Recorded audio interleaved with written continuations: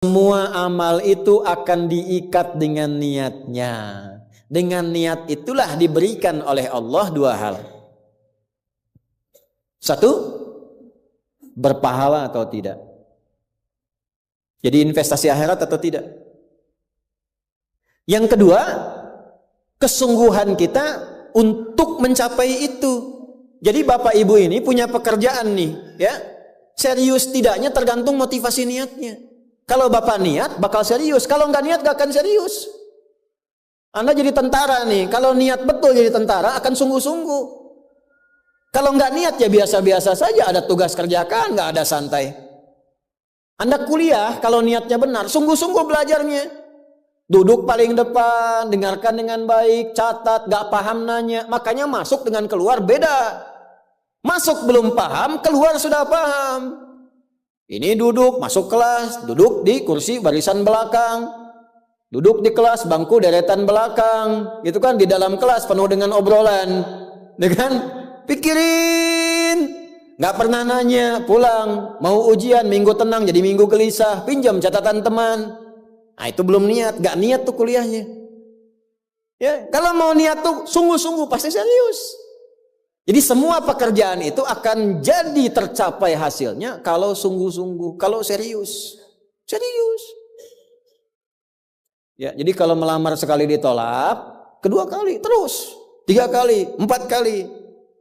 Ya. Kalau tidak ada di tempat itu, cari tempat lain. Ada seorang pemain biola, tingkat tinggi itu biolanya saja harganya puluhan miliar. Kalau sekali konser, itu tarif konser biola itu bisa di atas 1-2 miliar. Tiba-tiba dia coba iseng ngamen di pinggir jalan. Ya, jadi kalau kita di kereta di New York itu ada stasiun, di situ suka ada yang ngamen-ngamen itu. Iseng beliau ngamen, gak ada yang tahu kalau itu pemain biola termahal di dunia. Begitu memainkan musiknya, bagus musiknya, yang dikasih cuma recehan. Sekian sen. Dapatnya berapa? Ya cuma sekian dolar, 4-5 dolar aja. Padahal ini kalau manggung tarifnya bisa 2 miliar. Tapi analisis komentarnya sangat luar biasa. Ternyata manusia itu, perhatikan, kalau ingin sukses harus pandai menempatkan diri. Dia dihargai murah itu karena di tempat yang memang tidak mengetahui siapa dia. Ketika dia menempatkan diri pada tempatnya, maka berharga nilainya di hadapan Allah. Jadi kalau Anda di satu tempat dianggap tidak bernilai, cari tempat lain. Mungkin di situ bukan tempat yang layak bagi Anda untuk menunjukkan siapa Anda.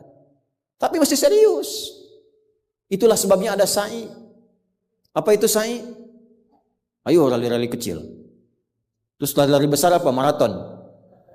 Sa'i dari kata sa'a, artinya sungguh-sungguh, serius mencapai peluang, naik ke atas bukit untuk melihat dengan jernih ke rahmah, ya. Lihat dari sofa sampai marwah dengan sifat rahmah. Marwah itu puncak tertinggi yang ingin diraih. Maka gunakan dengan sa'i, sungguh-sungguh serius. Kalau lihat peluang kejar walaupun dengan berlari. Kalau nyampe nggak ketemu, balik lagi. Walaupun sampai bolak-balik. Pada akhirnya pasti ditemukan yang cocok dengan kita. Sungguh-sungguh. Nah ini Jadi kalau Anda ingin serius, ingin sukses, ya, mencapai sesuatu apapun serius. Yang sekolah serius nih, ya, perwira mau sekolah serius. Ya, jangan mengandalkan joki. Ayo serius supaya ilmunya benar. Ya, urutkan. Anda juga sama nih yang di kampus-kampus dan sebagainya tuh. Ya, kuliah yang betul. Kan mau Indonesia emas tuh 2045. Bagaimana bisa dapat emas kalau nggak sungguh-sungguh? Itu yang kemarin PON tuh. Kalau nggak serius nggak dapat emas. Nah, yang kedua begini. Kalau cuman pakai yang pertama, yang belum beriman pun dapat itu. Terus faedahnya kita beriman apa? Ya, gini ya. Ini ada yang belum beriman, non-muslim. Kerja serius. Anda sudah beriman, kerja serius juga, sama-sama serius. Dua-duanya sukses. Lalu manfaat imannya apa? Tuh. Ini untuk menjawab pertanyaan begini, Pak abdi teh muslim. Nah, non-muslim teh tiasa sukses, kaya, abdi teh kaya. Saya sholat tapi nggak kaya-kaya. Nah itu pertanyaan yang salah. Supaya kaya itu penyebabnya bukan sholat, tapi serius, sungguh-sungguh. Kalau sungguh-sungguh kerja, sukses. Sungguh-sungguh belajar, sukses. Sholat itu, nah ini mendampingi kesuksesan dengan keberkahan. Kalau ingin berkah, sholat. Ingin nyaman, sholat. Sholat mendesain kesuksesan itu melahirkan falah, kebahagiaan yang mendamaikan. Makanya falah dalam bahasa Inggris definisinya success and happiness. Sukses dan bahagia. Balik ke sini, ke hadis tadi. Lalu apa manfaatnya di situ huruf ba itu? Niat itu apa? Merubah rutinitas menjadi ibadah. Ini yang mahal. Ini Pak, gini Pak ya. Bu. Ini apa Bu? Gelas. Isinya air. Fungsi air itu menghilangkan haus. Caranya minum. Tiap hari kita itu minum. Sesuatu yang dilakukan terus-menerus namanya rutin. Disifati jadi rutinitas. Minum itu rutinitas. Tidak minum bahaya buat ginjal. Minum kita. Tapi yang kedua begini, gimana caranya rutinitas itu jadi ibadah? Tuh, minum tapi jadi ibadah. Apa fungsinya ibadah? Supaya dapat bekal. Bekal buat apa? Bekal buat pindah. Pindah kemana? Pindah ke alam baru ketika meninggalkan dunia. Siapa yang akan hidup selamanya di dunia? Ayo angkat tangan. Gak ada. Orang terkuat di muka bumi Firaun. Jaringannya luas, tentaranya banyak, hartanya melimpah, supportnya tinggi. Tapi sefiraun-firaunnya tewas juga. Selesai. Nah, artinya apa? Kita akan meninggalkan ini karena kehidupannya sementara. Karena itu bagi orang yang sudah meninggalkan dunia, disebut diumumkan telah meninggal dunia. Nah kita punya iman kalau meninggal pindah kemana? Kan ditanya. Akal kita kan bertanya, ini pindah meninggal dunia, meninggalkan dunia pergi kemana? Kan belum pernah ada yang punya pengalaman ke situ balik lagi. Oh, abdi tadi kadinya wih deui, enggak ada. Ya, harus terjawab. Kalau tidak terjawab bingung kita ini, harus terjawab. Yang bisa jawab itu siapa? Yang menciptakan kita. Tanggung jawab, harus memberikan keterangan. Karena itu kalau ada kitab suci menerangkan dengan sempurna setelah di dunia ke sini keadaannya begini, bekalnya begini, dari situ ke sini prosesnya begini, ini menunjukkan kitab suci itu benar dan sumbernya dari Sang Pencipta. Dan berita baiknya alhamdulillah, alhamdulillah, silahkan riset, silahkan komparasikan secara ilmiah, riset. Hanya Al-Qur'an yang menerangkan itu dengan sempurna. Dari dunia pindahnya ke sini, alamnya disebut dengan kubur, pemisahnya disebut barzakh. Di dalamnya ada begini, dijelaskan oleh Nabi rinci. Kalau begini begini, kalau begitu begitu. Selesai itu nanti bertahap seperti ini, terjadi kiamat begini, rinci. Kalau itu karya manusia, mustahil ada satupun manusia yang bisa berbuat seperti itu. So, kita mau pindah nih, sekarang kita pakai logika yang betul. Hukum pindah itu harus bawa bekal. Ini yang ngaji semua di sini, enggak semuanya orang Bandung. Orang Jakarta tuh. Ya. Soreang mana Soreang? Masih subuh nanti pas maghrib Soreang tuh. Ya, Purwakarta mungkin kan. Ini enggak semua orang Bandung ini. Apakah Anda bisa nyampe ke sini kalau enggak ada bekal? Dari Bandung mau ke Jakarta mesti ada bekal. Beli tiket pakai kereta api cepat. Ya, kereta cepat, wush, tiketnya bekal. Pakai pesawat, bekal. Hukum mengatakan setiap pindah tempat mesti ada bekal. Ini Anda, saya, kita mau pindah dari dunia, minimal transit, ya waiting roomnya di alam kubur. Mau pindah, pertanyaannya bekalnya apa? Kan pindah tempat. Semakin berpindah tempatnya, semakin beda hukumnya. Ini kita di Indonesia, mau transit ke Malaysia, apa dikira mata uangnya sama? Tidak, hukumnya pun gak sama. Orang Indonesia ke Singapura, hukumnya beda. Oh bisa rapi, di jalan rapi, nggak ada buang sampah sembarangan, gitu kan? Pulang lagi ke Soreang, nggak bala deui, gitu. Hukum beda, ketatnya nggak sama. Ke Amerika lebih jauh lagi, nggak laku rupiahnya, tukar dulu dari sini, baru dolarnya nyala. Pindah tempat, beda hukum. Toilet di kota Bandung dengan toilet di Lebak Bulus bisa beda, ya. Ini bang 1.000, kok 1.000 bang? 2.000, biasanya juga 1.000. Anda di mana? Lebak Bulus, sini Bandung pak. Ya, bisa beda hukum. Bahkan Anda Anda jangan berharap di alam kubur itu hukumnya bisa sama dengan hukum di dunia. Pasti beda. Tetap pertanyaannya sama. Bekalnya apa? Cuman 2 lembar, 2 kain.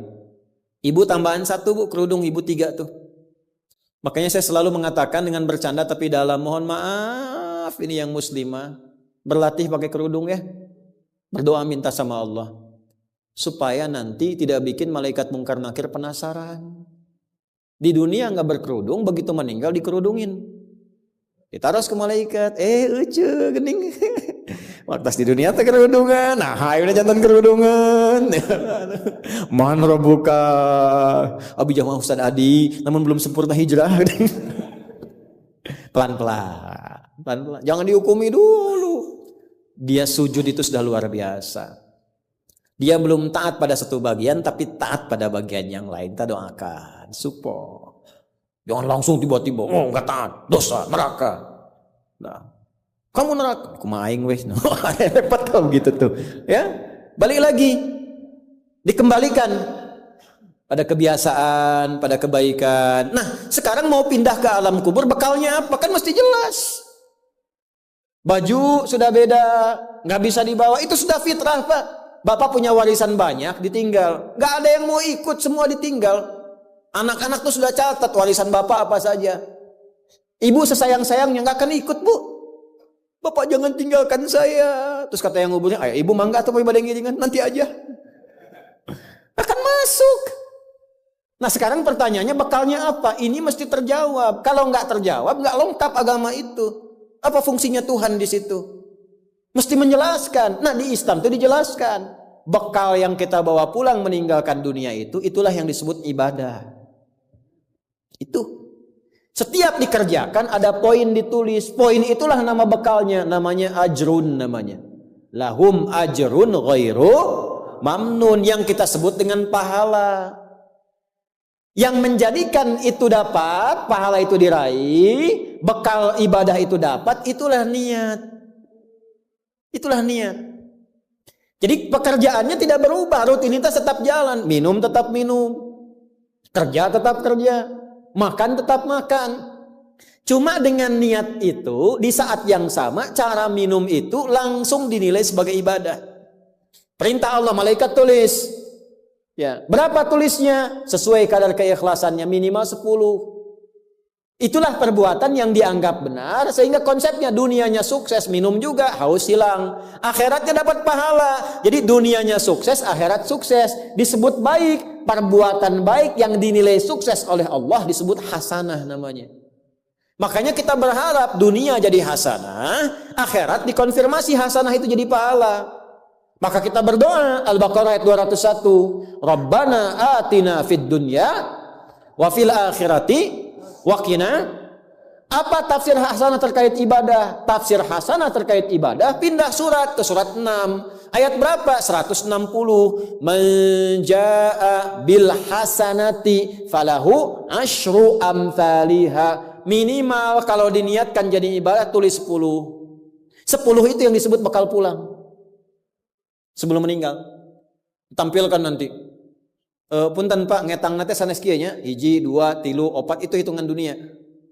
Cara menghitungnya 1 ke 2 500 tahun. 2 ke 3 500 tahun. 3 ke 4 500 tahun. Nanti semua itu diakumulasi, ditampilkanlah surga yang sesuai dengan pahala kita. Kapan ditampakkannya? Saat sakaratul maut sebelum meninggal. Sifat ibadahnya disebut, sifat orang yang rajin ibadah disebut abdun, jamaknya ibadun. Ketika mau meninggal ditampakkan, karena ditampakkan tenang dia. Nyawanya tenang, jiwanya nyaman. Sifat jiwa yang dilatih ibadah saat latihan disebut tumakninah. Ruku anjeun, jangan dulu i'tidal sampai tumakninah. Sujud jangan bangkit dulu sampai tumakninah. Kebiasaan tumakninah punya sifat namanya mutmainnah. Makanya saat akan meninggal disebut ibadahnya, disebut mutmainahnya. Di mana? Quran surah 89 ayat berapa? Ayat 27 sampai 30. Ya ayyatuhan nafsul mutmainnah irji'i ila rabbiki radiyatan mardiyah fadkhuli fi ibadi. Disebut ibadnya, wadkhuli jannati, ditampakkan surganya. Ini surganya anjeun teh ieu tina amalan-amalan yang telah dilakukan selama hidup. Kalau yang nggak ada bekal, tampaknya yang jelek-jelek sesuai kebiasaannya. Ya. Kebiasaan dugem ditampakkan leng-geleng. Ini bingung, la ilaha illallah, geleng lagi, la ilaha geleng lagi. Yang biasa tahlil, biasa ngaji, wafat sesuai kebiasaan, sesuai ajalnya. Tampak. Nah, sekarang untuk mencari bekal itu bagaimana? Niatkan menjadi ibadah.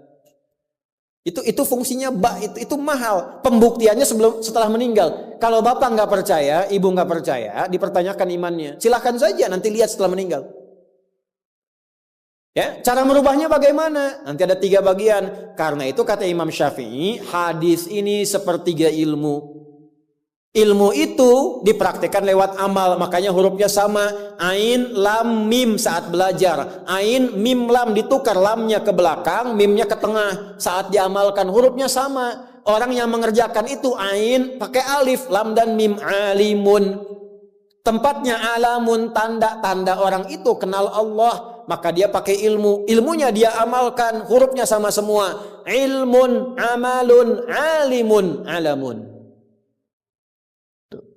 Allah disebutnya apa? Rabbil alamin, jama alhamdulillahi rabbil alamin.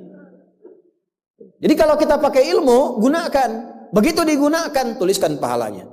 Kata Imam Syafi'i, hadis ini sepertiga ilmu. Karena ilmu itu ada 3. Ilmu tentang lisan, ilmu tentang perilaku tubuh bagian luar, ilmu tentang hati. Semua perilaku kita bergantung 3 hal tadi. Contoh lisan. Panitia, kalau ada teh manis bagus banget itu. Enggak, ini contoh, bukan minta. Enggak, ini saya sudah ada minuman, enggak usah bikin teh manis. Contoh aja, contoh, ya. Kalau ada teh manis bagus banget itu. Itu lisan. Begitu lisan keluar, panitia langsung mikir, aduh, enggak dibikin tadi katanya. Maka coba di belakang dibikin, walaupun ustadznya bilang contoh, langsung bikin misal contoh gitu kan. Itu lisan. Kerjakan, siap kerjakan, komando, jalan, lisan. Jadi perilaku kita kadang bergantung lisan. Makanya ada ayat dan hadis tentang lisan. Hati-hati. Kepleset lisan lebih parah dibanding kepleset kaki. Bapak kepleset kaki bisa diluruskan lagi. Kepleset lisan lama Pak. Prajurit keluar dari sini, caci maki tuh panglima tuh. Jangan dipotong videonya ya. Contoh ini mah, contoh. Kepleset lisannya, selesai karirnya. Kepleset kakinya, masih bisa berjalan. Maka lisan tuh ada hukumnya sepertiga bagian hidup kita. Kedua nih, ujung kepala sampai ujung kaki, tangan bergerak, kaki melangkah. Hati-hati. Itu semua ditentukan oleh apa? Ini kolbu, amalan hati. Bapak tahu dari mana kalau orang yang senyum itu senang pada Bapak? Bagaimana taunya? Boleh jadi dia iri hati, di hatinya itu ada sesuatu. Nah, karena manusia bertindak dari 3 bagian ini, maka Imam Syafi'i mengatakan, inilah hadis sepertiga ilmu. Kalau paham hadis ini, sepertiga kehidupan kita tuh hatam. Kuncinya apa? Niatkan semua hal itu menjadi bagian ibadah, maka pekerjaannya berkah, akhiratnya dapat.